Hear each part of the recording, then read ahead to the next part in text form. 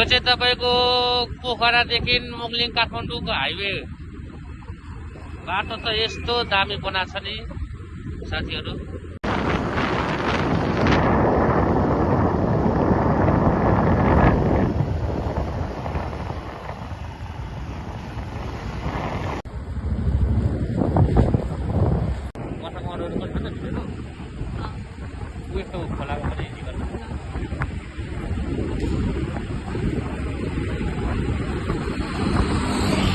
बोला न बोला बोलेर भन न।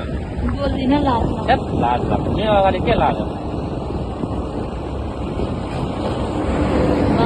खतरा विदेशको जस्तो पो त मैले गरिदिरहेको छु कि बोलेर गर्छु क्या एउटा मात्रै आमा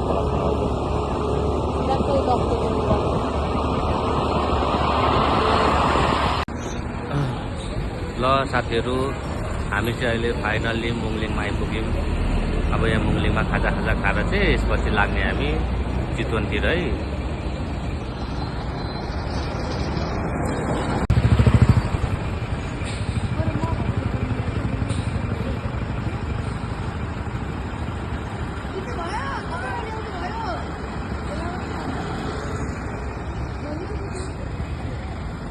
ल हेर्नुहोस् मुगलिङ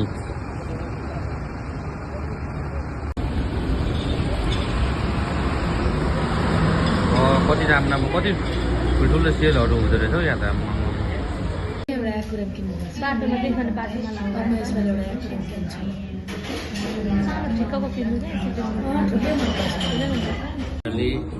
खाजा खाना आँटेछौँ है हामीले। पन्ना अन्डा एकदम भोक लागेर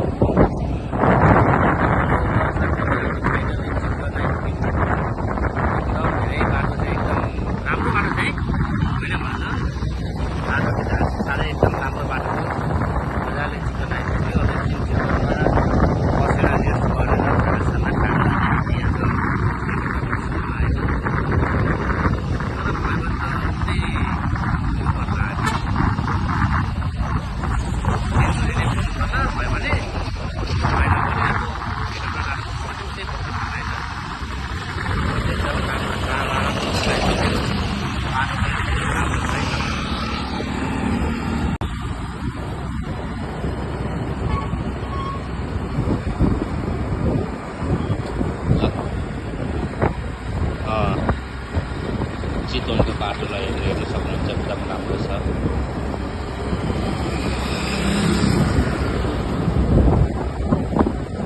हामीलाई कति 2 घण्टा लाग्यो है। 8:30 बजे हिँडेको 10:30 बजे हामी ठ्याक्कै आइपुगेछौँ। ल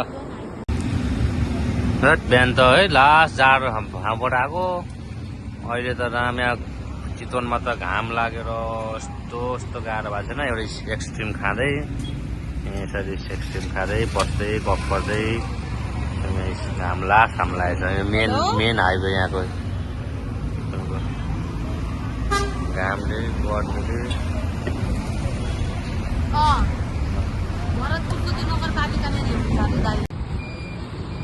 ल अब चाहिँ हामी फाइनल्ली यहाँ हेटौडा आइपुग्यौँ।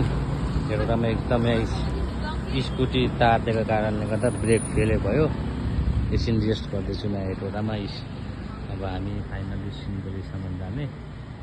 आज सिन्धुलीमा बसेर सिन्धुलीबाट भोलि चाहिँ अनि घरसम्म लाग्ने हो।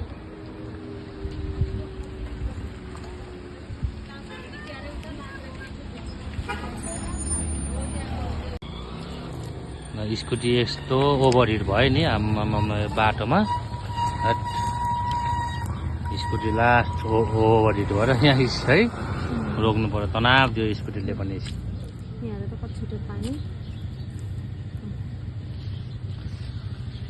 झन् यो अगाडि त आम्मामा पुरै आगै भयो जस्तो भएको रातो भएछ। स्कुटी कुदाउनु नै गाह्रो हो लास्ट।